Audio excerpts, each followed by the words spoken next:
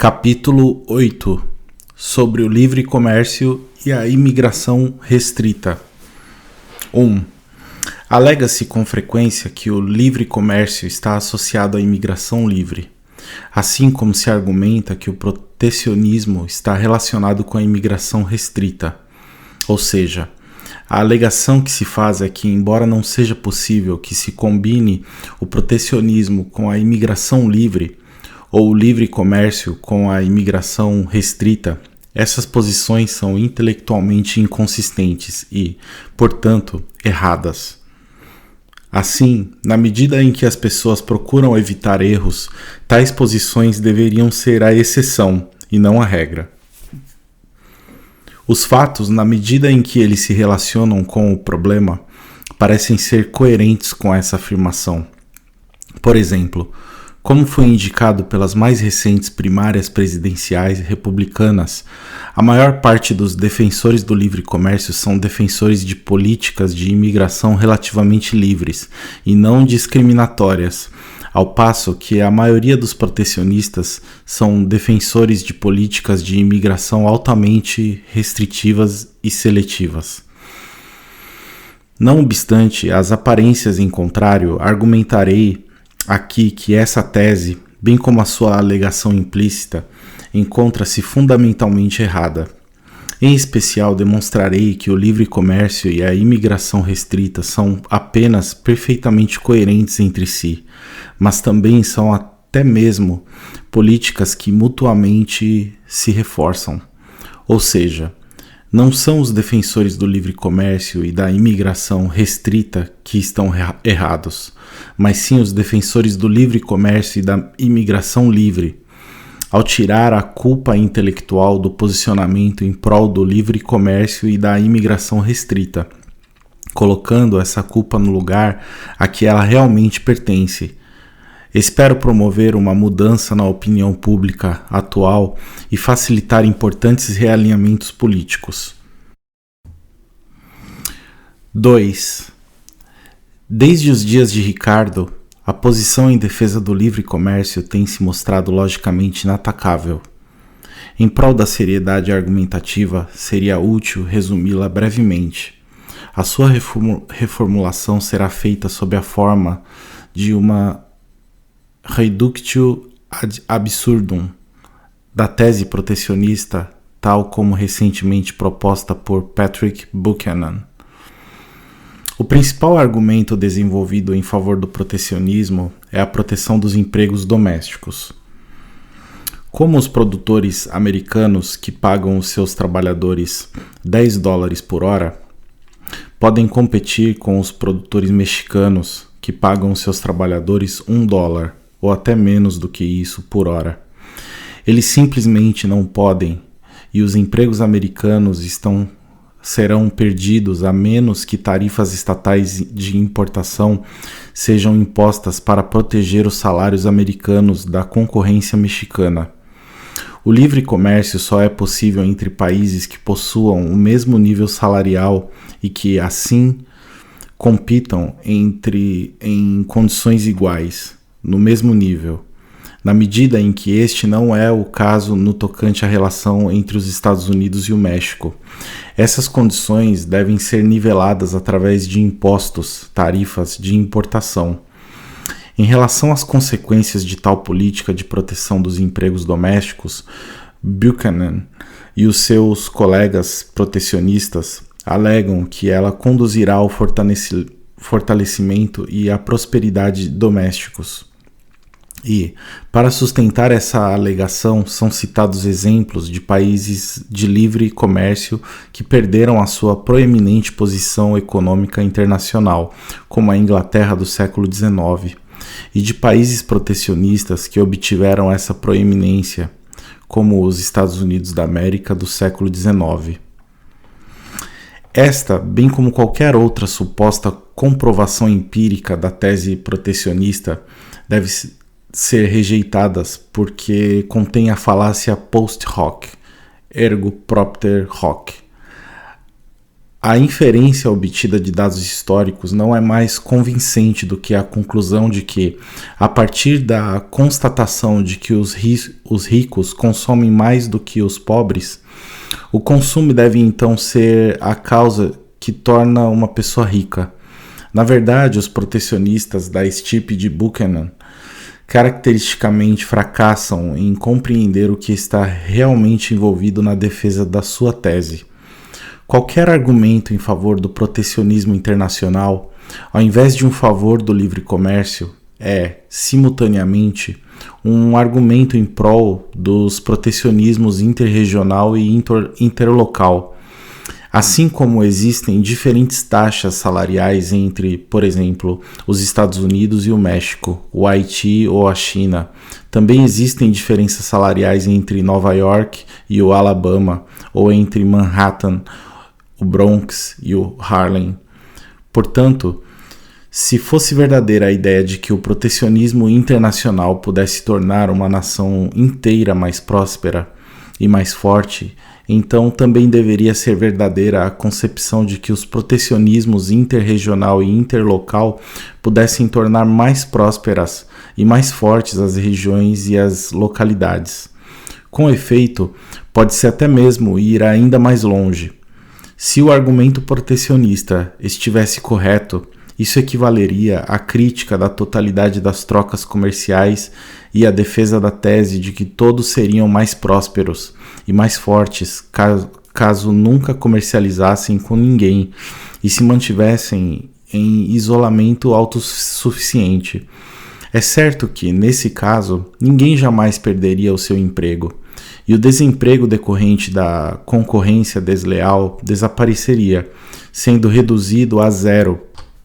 Portanto, com a redução da máxima implicação do argumento protecionista, revela-se o seu completo absurdo, pois tal sociedade com pleno emprego não seria mais próspera e mais forte. Ela seria composta por pessoas que, apesar de trabalharem do amanhecer ao anoitecer, estariam condenadas à pobreza e à miséria ou à morte por inanição. O protecionismo internacional, ou seja, obviamente, menos destrutivo do que uma política de protecionismo interpessoal e interregional, engendraria exatamente o mesmo efeito, sendo uma receita perfeita para um futuro declínio econômico dos Estados Unidos. É certo que alguns empregos e algumas indústrias americanos seriam protegidos e salvos, mas tal proteção impõe um preço. O padrão de vida e os rendimentos reais dos consumidores americanos de produtos estrangeiros seriam coercitivamente reduzidos. Seria aumentado o custo de todos os produtores americanos que utilizam os produtos das indústrias protegidas como insumos, inputs, e seus processos produtivos, e eles passariam a ser menos competitivos em nível internacional. Além disso, o que os estrangeiros poderiam fazer com o dinheiro que ganharam com a venda das importações para os Estados Unidos? Eles poderiam comprar mercadorias americanas, ou poderiam deixar esse dinheiro nos Estados Unidos e investi-lo. E, se a sua venda de importações fosse sustada ou reduzida, eles comprariam menos mercadorias americanas ou investiriam nos Estados Unidos da América apenas pequenas quantias.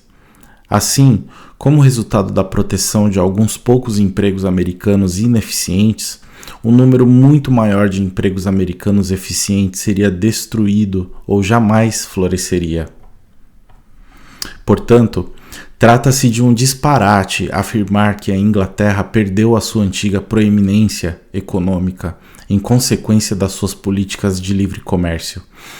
Ela perdeu essa posição apesar da sua política de livre comércio e, em decorrência das políticas socialistas que predominaram nesse país durante o último terço do século XIX.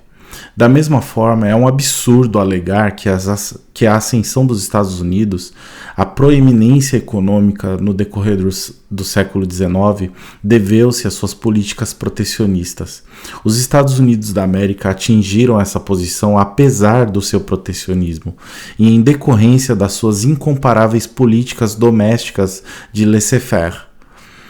Na verdade, o atual declínio econômico dos Estados Unidos da América, o qual Buchanan pretende sustar e inverter, não é o resultado das suas alegadas políticas de livre comércio, mas sim da circunstância de que os Estados Unidos da América, durante o século XX, gradualmente adotaram as mesmas políticas socialistas que anteriormente arruinaram a Inglaterra. 3.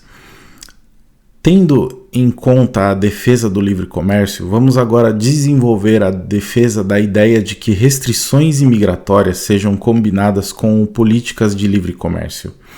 Mais especificamente, vamos construir em passos sucessivos uma defesa mais forte em prol de restrições à imigração.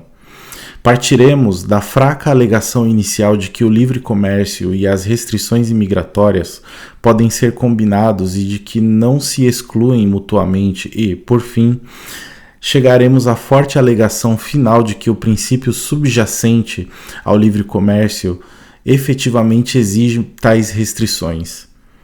Desde o começo, deve-se salientar que nem mesmo a política mais restritiva de imigração ou a forma mais exclusiva de segregacionismo implicam a rejeição do livre comércio e a adoção do protecionismo. O fato de que alguns não queiram se associar com ou viver no bairro de alemães, haitianos, chineses, coreanos, mexicanos, muçulmanos, hindus, católicos e assim por diante, não implica que eles não desejem negociar à distância com esses indivíduos. Adicionalmente, mesmo que os rendimentos reais aumentem devido à imigração, não se deve inferir que a imigração deva ser considerada boa, pois a riqueza material não é a única coisa que tem valor. Em vez disso, aquilo que constitui riqueza e bem-estar é subjetivo.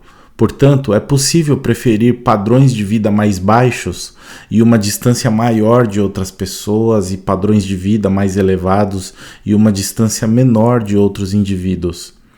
É exatamente pela voluntariedade absoluta da associação humana e pela separação, isto é, pela ausência de qualquer forma de integração forçada, que se concretiza a possibilidade de relações pacíficas, isto é, de livre comércio, entre indivíduos cultural, racial, étnica e religiosamente diferentes. A relação entre o comércio e a migração é uma relação de substituibilidade elástica, ao invés de uma relação de exclusividade rígida. Quanto menos bens você tem, mais você precisa dos outros. Ceteris paribus. As empresas se deslocam para regiões com salários mais baixos e a mão de obra se move para áreas com salários mais altos, afetando assim a tendência à equalização das taxas de salários para o mesmo tipo de trabalho, bem como a melhor localização do capital. Com fronteiras políticas separando áreas com salários baixos e áreas com salários altos, e com políticas nacionais em nível nacional de comércio e de imigração estando em vigor, essas tendências normais à imigração e à exportação de capital são enfraquecidas com o livre comércio e reforçadas com o protecionismo. Na medida em que os produtos mexicanos, os produtos de uma área com baixos salários, podem livremente adentrar uma área com altos salários, como os Estados Unidos.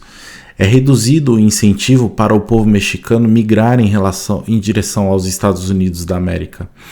Em contraste, se os produtos mexicanos são impedidos de entrar no mercado americano, é aumentado o incentivo para os trabalhadores mexicanos migrarem em direção aos Estados Unidos.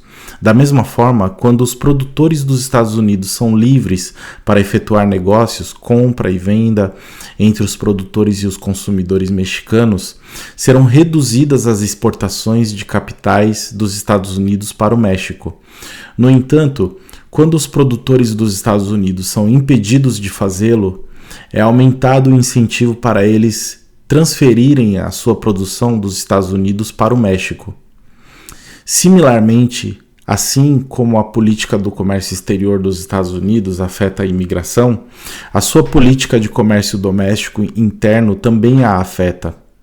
O livre comércio doméstico é aquilo que normalmente se chama de capitalismo laissez-faire. Em outras palavras, o governo nacional segue uma política de não interferência, não ingerência nas transações voluntárias entre entidades domésticas, os cidadãos, em relação às suas propriedades privadas. A política governamental é ajudar a proteger os cidadãos e as suas propriedades privadas de danos, agressões ou fraudes domésticos, exatamente como no caso do comércio externo e da agressão externa.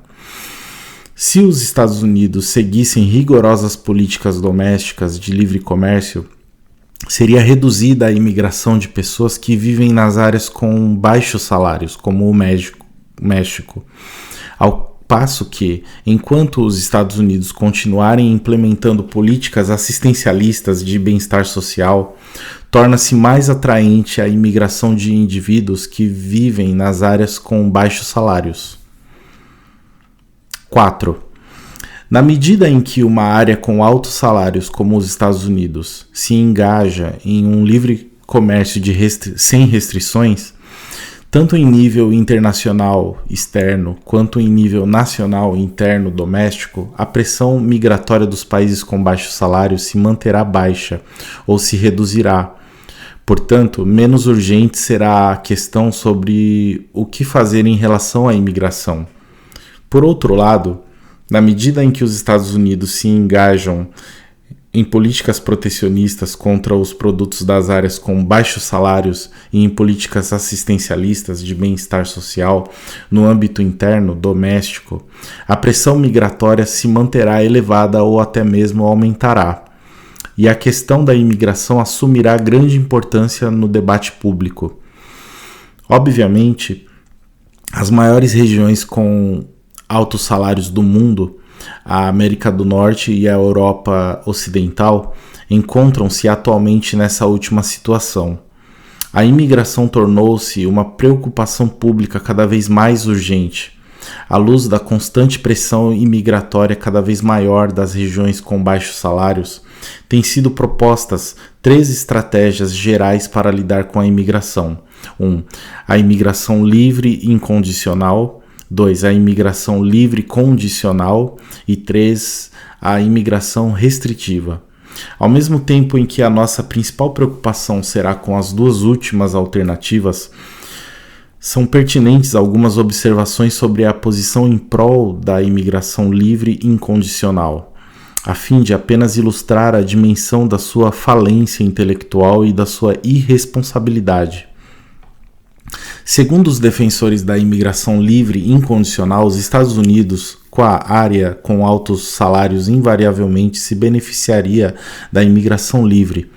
Tal país, portanto, deveria adotar uma política de fronteiras abertas, independentemente das condições atuais, isto é, mesmo que os Estados Unidos estivessem emaranhados no protecionismo e no assistencialismo, uma proposta assim certamente pareceria fantástica a uma pessoa razoável. Suponham que os Estados Unidos, ou ainda melhor, a Suíça, declarasse que não mais haveria qualquer controle fronteiriço, que esse país declarasse que quem pudesse pagar a tarifa poderia entrar no país e que qualquer pessoa que passasse a ser residente teria direito a todas as provisões assistencialistas domésticas normais. Há alguma dúvida sobre o desastroso resultado dessa experiência no mundo atual? Os Estados Unidos e até mesmo mais rapidamente a Suíça, já enfraquecidos pelo protecionismo e pelo assistencialismo, seriam invadidos por milhões de imigrantes do terceiro mundo.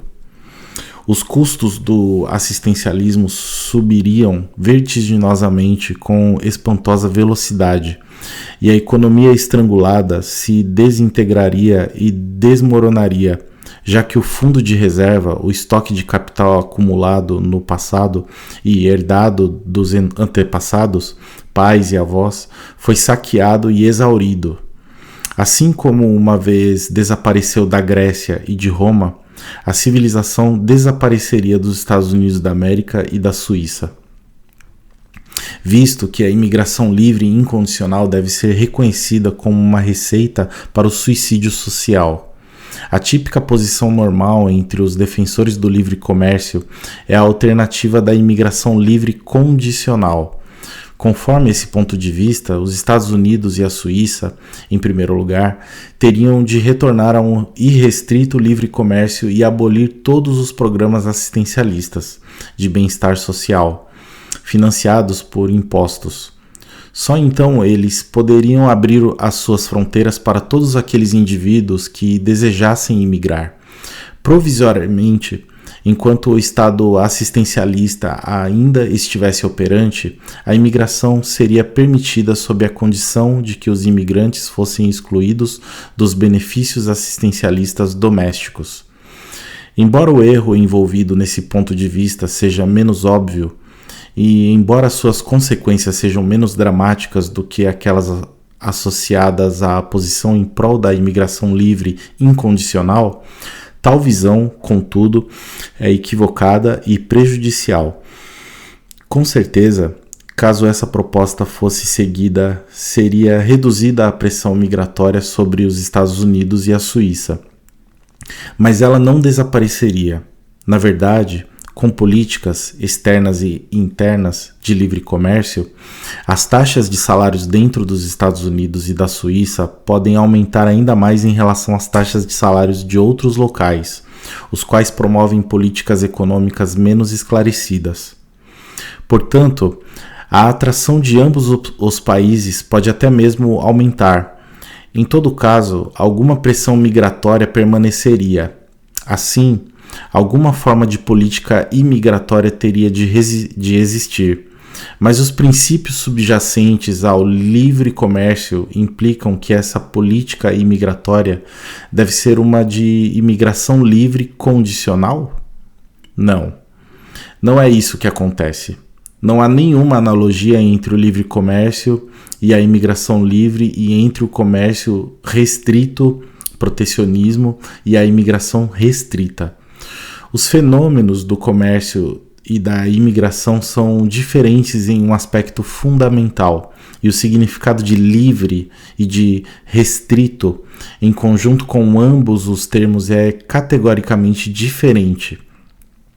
As pessoas podem deslocar-se e migrar. Os bens, produtos e serviços, por sua vez, não podem fazer isso por si mesmos. Dizendo de outra forma, ao passo que alguém pode migrar de um lugar para o outro sem que ninguém deseje que o faça, os produtos e serviços não podem ser enviados de um lugar para o outro sem que o emissor e o receptor concordem. Essa distinção pode parecer trivial, mas ela tem consequências monumentais, pois livre, em conjunto com comércio, significa comércio apenas com a aceitação, o convite das famílias, lares familiares e das empresas. E comércio restrito significa não a proteção das famílias e das empresas de produtos ou de serviços que não foram aceitos, convidados, mas sim a invasão e a revogação do direito das famílias e das empresas de estender ou negar a aceitação, convite, no tocante aos seus próprios bens. Em contraste, livre, em conjunto com imigração, significa não a imigração por meio de convite das famílias individuais e das empresas, mas sim a invasão indesejada ou a integração forçada, e imigração restrita significa, ou pelo menos pode significar, na verdade, a proteção das famílias privadas e das empresas da invasão indesejada e da integração forçada. Assim, ao advogar o livre comércio e a imigração restrita, segue-se o mesmo princípio de requerer um convite, uma aceitação, tanto em relação a seres humanos quanto em relação a produtos e serviços. O defensor do livre comércio e do livre mercado que adota a posição em favor da imigração livre condicional encontra-se envolvido numa incoerência intelectual. O livre comércio e os mercados significam que os donos de propriedades podem receber mercadorias de ou enviá-las para outros proprietários sem interferência governamental. O governo permanece inativo vis-à-vis o processo de comércio externo e interno, pois existe um receptor pagante para cada produto ou serviço enviado. Assim, toda mudança de localização de bens, sendo o resultado de um acordo entre o emissor e um receptor, deve ser considerada mutuamente benéfica. A única função do governo é a de preservar o próprio processo comercial, isto é, proteger os cidadãos domésticos e as suas propriedades. Entretanto, no tocante à circulação de pessoas, o mesmo governo, para cumprir a sua função de protetor, terá de fazer muito mais do que apenas permitir que os acontecimentos sigam naturalmente os seus caminhos, pois as pessoas, ao contrário dos bens, possuem vontade própria e podem migrar. Nesse sentido, os movimentos populacionais, ao contrário das remessas de bens, não são por si só eventos mutuamente benéficos, pois eles não são sempre, necessariamente e invariavelmente, o resultado de um acordo entre um receptor e um emissor específicos. Pode haver remessas imigrantes sem que haja destinatários domésticos que a desejem. Nesse caso, os imigrantes são invasores estrangeiros, e a imigração representa um ato de invasão. Certamente, a função protetora básica de um governo incluiria o impedimento de invasões estrangeiras e a expulsão dos invasores estrangeiros. Então, com a mesma certeza, a fim de cumprir a sua função e a fim de submeter os imigrantes ao mesmo requisito das importações, terem de ser convidados ou aceitos por residentes domésticos, o governo não pode legitimamente permitir o tipo de imigração livre patrocinado pela maioria dos defensores do livre comércio. Apenas imaginem novamente que os Estados Unidos e a Suíça abrissem as suas fronteiras para que se desejasse vir, sob a condição de que os imigrantes seriam excluídos de todos os benefícios assistencialistas, os quais estariam reservados, respectivamente, para os cidadãos americanos e suíços. A parte do problema sociológico de criar duas classes distintas de residentes domésticos, causando, portanto, graves tensões sociais. Há poucas dúvidas sobre o resultado desse experimento no mundo atual. O resultado seria menos drástico e menos imediato do que efeitos engendrados no âmbito do cenário da imigração livre incondicional, mas ele também implicaria uma enorme invasão estrangeira, conduzindo, em última análise, à destruição das civilizações americana e suíça. Mesmo que não houvesse nenhuma esmola assistencialista estatal disponível para os imigrantes, isso não significa que eles realmente teriam de trabalhar, uma vez que até mesmo a vida dentro e fora dos parques e das ruas públicos nos Estados Unidos e na Suíça é confortável em comparação com a vida real em muitas outras áreas do mundo. Assim, a fim de cumprir a sua principal função de protetor dos cidadãos e das suas propriedades, o governo de uma área com altos salários não pode seguir uma política imigratória laissez-passer, mas deve, na realidade, engajar-se em medidas restritivas. 5. O reconhecimento de que os defensores do livre comércio e dos mercados livres não podem defender a imigração livre sem serem incoerentes e se contradizerem, e de que a imigração, portanto, deve, logicamente, ser restrita, é apenas um pequeno passo para chegar-se ao reconhecimento de como ela deve ser restringida. De fato, Todos os governos das áreas com altos salários atualmente restringem a imigração de um modo ou de outro. Em lugar algum existe a imigração livre, tanto a condicional quanto a incondicional. Contudo, as restrições impostas à imigração dos Estados Unidos e na Suíça, por exemplo, são bastante diferentes. Que restrições devem existir?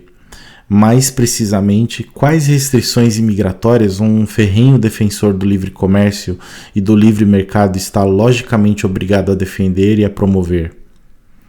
O princípio norteador da política imigratória nacional de uma área com altos salários deriva do insight de que, para ser livre no mesmo sentido em que o comércio é livre, a imigração deve ser convidada, aceita, autorizada, solicitada. Os detalhes derivam da elucidação e da exemplificação dos conceitos de convite, de invasão e de integração forçada. Para esse efeito, é necessário pressupor, como uma referência conceitual, a existência daquilo que os filósofos políticos descreveram como anarquia de propriedade privada, anarcocapitalismo ou anarquia ordenada. Todos os territórios são propriedade privada, incluindo todas as ruas, todos os rios, todos os aeroportos e todos os portos. Em relação a alguns pedaços de terra, o título de propriedade pode ser irrestrito, ilimitado, isto é, o proprietário está autorizado a fazer com a sua propriedade tudo quanto lhe aprouver, desde que não danifique fisicamente a propriedade dos outros. Em relação a outros territórios, o título de propriedade pode ser mais ou menos restringido, restrito ou limitado, como é atualmente o caso de alguns loteamentos.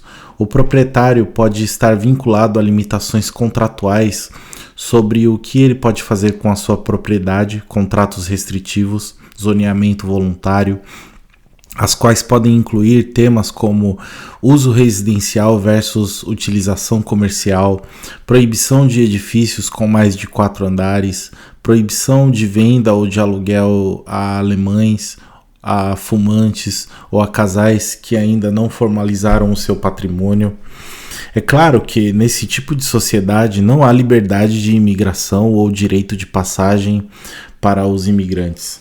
Em vez disso, existe a liberdade dos donos independentes de propriedades privadas de admitir ou de excluir os demais das suas propriedades de acordo com os seus próprios títulos, irrestritos ou restritos de propriedade. A admissão a alguns territórios pode ser facilmente obtida, ao passo que a admissão a outros territórios pode ser quase impossível de ser adquirida. Em qualquer caso, contudo, o acesso à propriedade de uma pessoa que admite um imigrante não implica a existência de uma plena liberdade de ir e vir, a menos que os demais proprietários autorizem essa movimentação. Haverá tanta imigração ou não imigração, tanta inclusão ou exclusão, tanta dessegregação ou segregação, tanta discriminação ou não discriminação, baseada em critérios raciais, étnicos, linguísticos, religiosos, culturais, entre outros, quanto os proprietários ou as associações de proprietários permitirem. O motivo de descrever o modelo da sociedade anarcocapitalista é mostrar que é possível, isto é, proibido, existir dentro do seu âmbito algo como a integração forçada, migração não convidada. Nesse cenário, não há diferença entre o movimento físico de bens e a migração de pessoas. Assim como toda a circulação de bens reflete um acordo subjacente entre um emissor e um receptor, todos os movimentos imigratórios para e dentro de uma sociedade anarcocapitalista são resultado de um acordo entre um imigrante e um ou vários dono doméstico de propriedade. Assim, mesmo que o modelo anarcocapitalista seja, em última análise, rejeitado, e mesmo que, em prol do realismo, admita-se a existência de um governo e de propriedades e bens públicos, em adição à existência de bens e propriedades privados, Ele esclarece como teria de ser a política governamental de imigração se, e na medida em que esse governo derivasse a sua legitimidade da soberania do povo e fosse visto como a consequência de um acordo ou um contrato social, como é presumivelmente o caso de todos os governos modernos pós-monárquicos, é claro.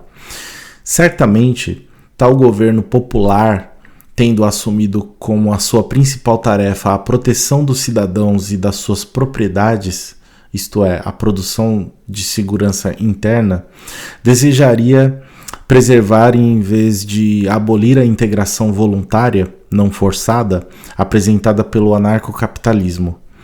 Para esclarecer o que isso implica, é necessário explicar como uma sociedade anarcocapitalista é modificada pela introdução de um governo e como esse acontecimento afeta o problema da imigração. Uma vez que não há nenhum governo em uma sociedade anarcocapitalista, não há distinção clara entre habitantes nativos, cidadãos nacionais e estrangeiros. Essa distinção surge apenas com o estabelecimento de um governo. O território sobre o qual se estende o poder governamental torna-se nação. E todas as pessoas que residam fora desse território são consideradas estrangeiras. As fronteiras estatais, bem como passaportes, distintas das fronteiras das propriedades privadas, bem como os títulos de propriedade, passam a existir e a imigração assume um novo significado. A imigração se torna a imigração de estrangeiros através das fronteiras dos estados. E a decisão quanto à hipótese de uma pessoa ser ou não admitida não mais cabe exclusivamente aos donos das propriedades privadas ou às associações de proprietários, mas sim, em última análise, ao governo, na condição de monopolista doméstico da produção de segurança. Agora, se o governo exclui uma pessoa, mesmo que um residente nacional deseje admiti-la em sua propriedade, o resultado é a exclusão forçada. Se o governo admite um indivíduo, mesmo que não haja um único residente doméstico que deseje admiti-lo em sua propriedade, o resultado é a integração forçada. Adicionalmente, em concomitância à instituição de um governo, surge a instituição de bens e propriedades públicos, isto é, de bens e propriedades possuídos coletivamente por todos os residentes domésticos e controlados e administrados pelo governo. Quanto menor for a quantidade de propriedade pública governamental, menor será o potencial problema da integração forçada. Considere-se uma sociedade socialista, como, por exemplo, a antiga União Soviética e a antiga Alemanha Oriental. Todos os fatores de produção, bens de capital, incluindo todas as terras e todos os recursos naturais, são de propriedade pública. Portanto, se o governo admite um imigrante que não foi convidado, ele o admite em qualquer lugar dentro do país, pois, sem propriedade privada da terra, não há limitações às suas migrações internas, além daquelas decretadas pelo governo. Sob o socialismo, portanto, a integração forçada pode ser espalhada para todos os lugares e, assim, ser imensamente intensificada. Na verdade, na União Soviética e na Alemanha Oriental, por exemplo, o governo podia colocar um completo estranho na casa ou no apartamento de alguém. Essa medida e a consequente integração forçada intensificada era justificada em razão do fato de que todos os lares privados repousavam sobre as terras públicas. Países socialistas não são áreas com altos salários, é claro, ou caso o sejam, eles não permanecerão assim por muito tempo. O problema não é a pressão imigratória, mas sim a pressão emigratória. A União Soviética e a Alemanha Oriental proibiram a emigração e mataram pessoas que tentaram deixar o país. No entanto, o problema da extensão e da intensificação da integração forçada persiste fora do socialismo. Com certeza, em países não socialistas como os Estados Unidos, a Suíça e a antiga República Federal da Alemanha, Alemanha Ocidental, os quais são os destinos preferidos dos movimentos imigratórios, o imigrante admitido pelo governo não poderia deslocar-se para qualquer lugar.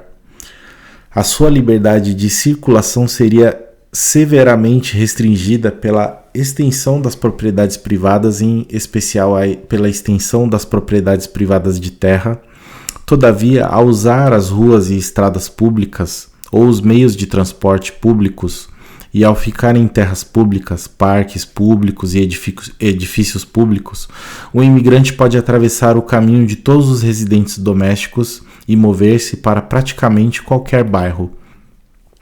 Quanto menor for a quantidade de propriedade pública, menos provável será que isso ocorra. Porém, na medida em que exista qualquer propriedade pública, isso não pode ser totalmente evitado. 6. Um governo popular que pretende salvaguardar os cidadãos e as suas propriedades da integração forçada e de invasores estrangeiros tem 2 métodos em fazê-lo: um método corretivo e um método preventivo. O método corretivo é concebido para amenizar os efeitos da integração forçada, visto que o evento já ocorreu e os invasores estão por aí. Como anteriormente indicado, para atingir esse objetivo, o governo deve reduzir a quantidade de propriedades públicas e expandir a quantidade de propriedades privadas, tanto quanto possível. Seja qual for a proporção entre as propriedades públicas e as propriedades privadas, o governo deve auxiliar, em vez de impedir, a aplicação do direito do dono de uma propriedade privada de admitir e de excluir outros indivíduos da sua propriedade. Se praticamente todos os bens forem de propriedade privada e se o governo auxiliar na aplicação dos direitos de propriedade privada, os imigrantes não convidados, mesmo que obtenham êxito em cruzar a fronteira e entrar no país, provavelmente não conseguiriam ir muito longe. Quanto mais plenamente essa medida corretiva for realizada, isto é, quanto maior for o grau de propriedade privada, menor será a necessidade de medidas de proteção, como, por exemplo, a defesa das fronteiras. O custo de proteção contra invasores estrangeiros ao longo da fronteira entre os Estados Unidos e o México, por exemplo, é relativamente alto porque em longos trechos não existem propriedades privadas no lado americano.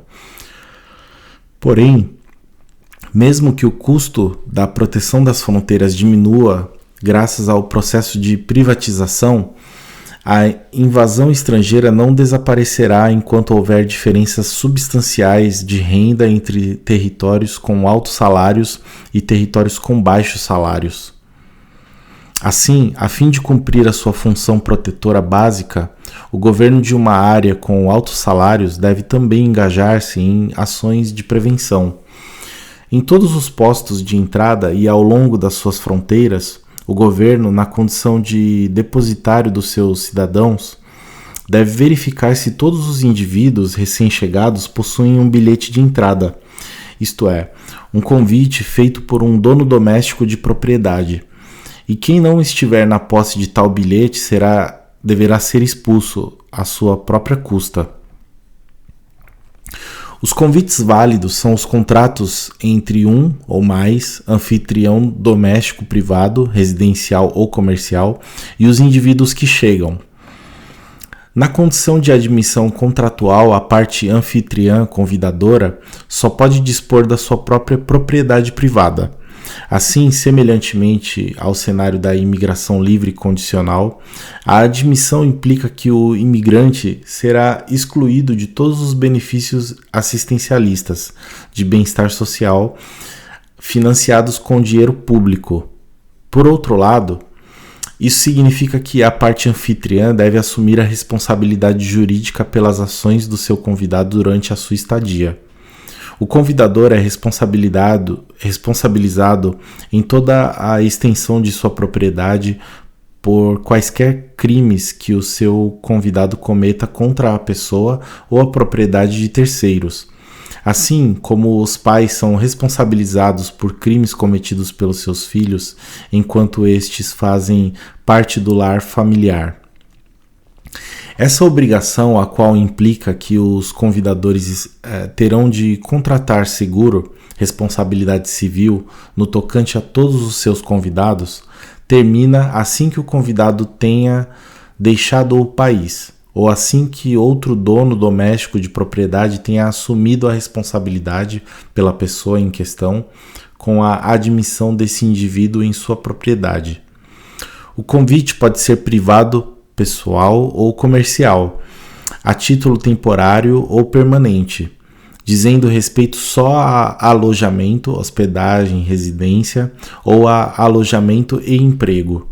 Mas não pode ser válido um contrato que se refira apenas a emprego, não contendo referência a alojamento.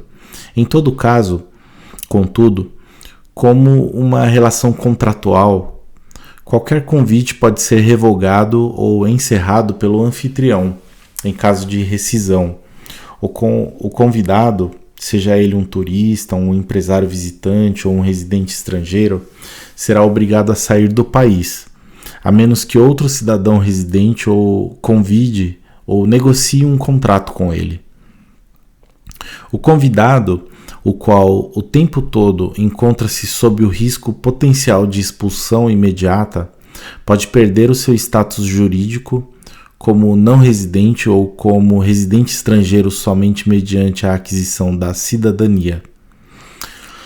De acordo com o objetivo de tornar toda a imigração, tal como o comércio, convidada e contratual, o requisito fundamental para a cidadania é a aquisição de propriedade, ou, mais precisamente, a aquisição da propriedade de bens imóveis e de imóveis residenciais. Em contrapartida, seria incoerente com a própria ideia de imigração convidada conceder a cidadania conforme o princípio da territorialidade, como é o caso dos Estados Unidos, em que uma criança nascida de um não residente ou de um residente estrangeiro automaticamente adquire a cidadania americana. De fato, como a maioria dos governos das demais áreas com altos salários reconhece, uma criança em tal situação deve adquirir a cidadania dos seus pais. A concessão de cidadania a essa criança implica o não cumprimento da função protetora básica do governo do país de acolhimento, significando, com efeito, um ato de invasão perpetrado pelo governo contra os seus próprios cidadãos. Tornar-se um cidadão significa adquirir o direito de permanecer no país de forma duradoura, e um convite permanente não pode ser garantido por qualquer outro meio que não seja a aquisição de imóveis residenciais de um cidadão residente. Apenas pela venda de imóveis a um estrangeiro, um cidadão residente indica que concorda com a sua estadia permanente, e apenas se o imigrante tiver comprado e pago pelo imóvel residencial no país de acolhimento, ele assume um interesse duradouro na prosperidade e no bem-estar do seu novo país. Além disso, encontrar um cidadão que está disposto a vender imóveis residenciais e que está disposto e é capaz de pagar, embora seja um requisito necessário para a aquisição da cidadania, pode também não ser suficiente. Se, e na medida em que, os imóveis residenciais em questão estiverem submetidos a cláusulas restritivas, os obstáculos a serem enfrentados por um potencial cidadão podem ser significativamente maiores. Na Suíça, por exemplo, a cidadania pode exigir que a venda de propriedades residenciais para estrangeiros seja ratificada pela maioria dos donos locais de propriedades diretamente afetados, ou até mesmo por todos eles. 7. Analisando-se com base na política imigratória exigida pelo objetivo de proteger os próprios cidadãos da invasão estrangeira e da integração forçada, e pelo objetivo de tornar todos os movimentos populacionais internacionais de imigração convidados e contratuais, o governo suíço faz um trabalho consideravelmente melhor do que o governo dos Estados Unidos.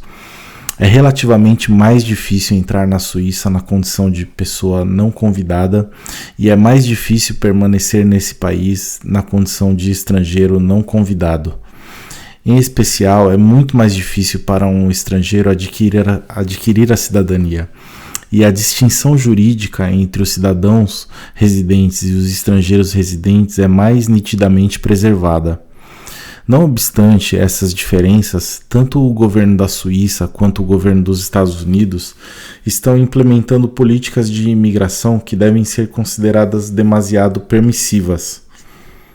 Ademais, a excessiva permissividade das suas políticas imigratórias e a consequente exposição da população suíça e da população americana à integração forçada por estrangeiros é ainda agravada pelo fato de que a extensão da propriedade pública em ambos os países, bem como em outras áreas com altos salários, é substancial, de que os benefícios assistencialistas de bem-estar social financiados por impostos são elevados e crescentes e os estrangeiros não são deles excluídos, e de que, ao contrário dos pronunciamentos oficiais, até mesmo a adesão às políticas de livre comércio não é nada perfeita. Portanto, na Suíça, nos Estados Unidos e na maioria das demais áreas com altos salários, os protestos populares contra essas políticas imigratórias permissivas têm se tornado cada vez maiores.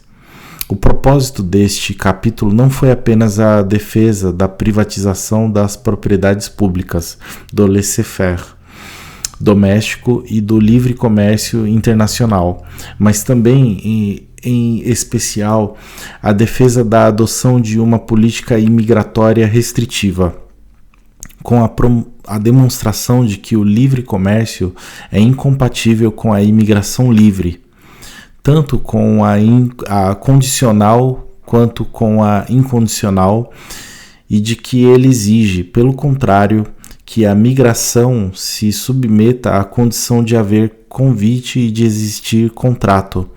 Temos a esperança de que isso contribua para a promoção de políticas futuras mais iluminadas e esclarecidas nesse campo.